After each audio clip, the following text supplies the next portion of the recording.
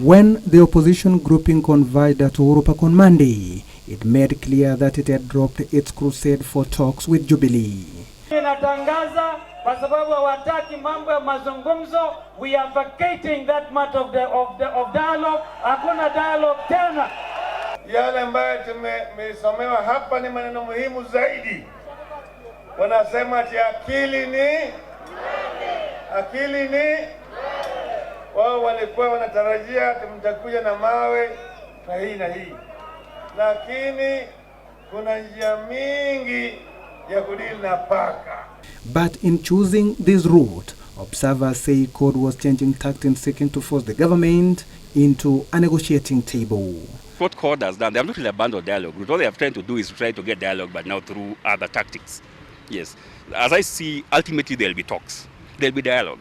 Yeah, but now CORD is trying to use some other tactics to try to bring about that dialogue, because they are talking to Jubilee on the past 1 month or so through rallies and open letters, has not yielded any fruit. The issue of national dialogue remains relevant.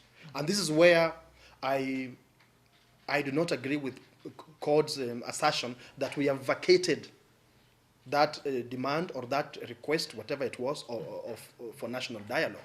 Because the moment they put it into the public domain, and the public found it relevant, it no longer just belongs to CORD or Jubilee.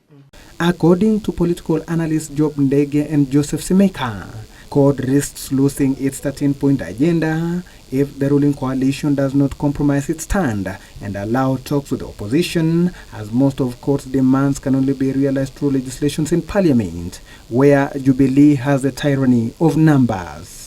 Let's forget about dividing Kenyans.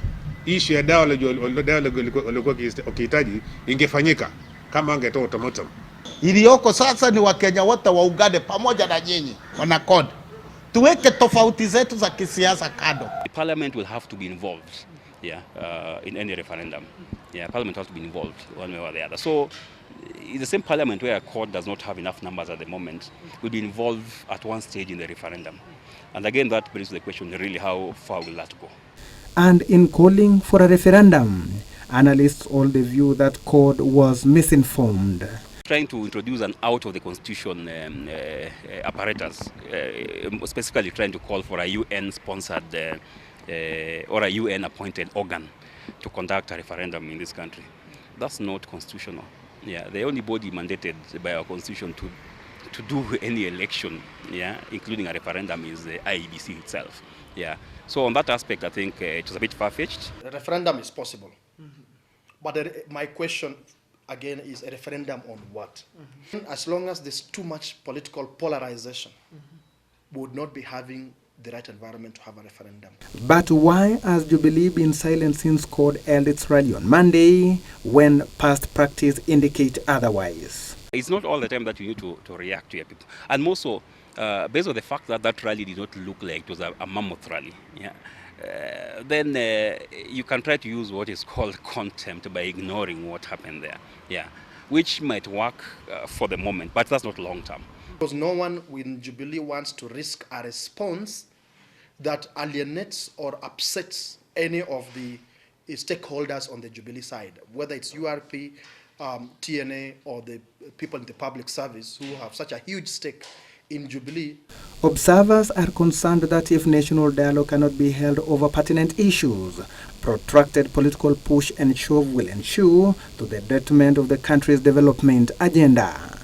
I would say the proposal that has been on the table of a national dialogue, I think is a very good proposal, so that we narrow our differences, we see which issues we agree on, we settle those, we see which issues we don't agree on, and then now we agree on how do we deal with the issues we don't agree on. Now what's going to happen is that talks might actually eventually happen, but now they'll happen on the terms of the Jubilee.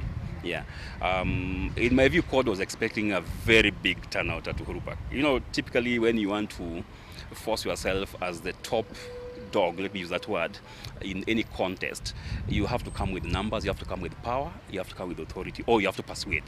But to achieve this, Simekha and Ndege observes that President Uhuru Kenyatta and CORD leader Raila Odinga must shed their hardline lieutenants and deliberate on matters currently dogging the country. Eric Biegon reporting for Channel 1 News.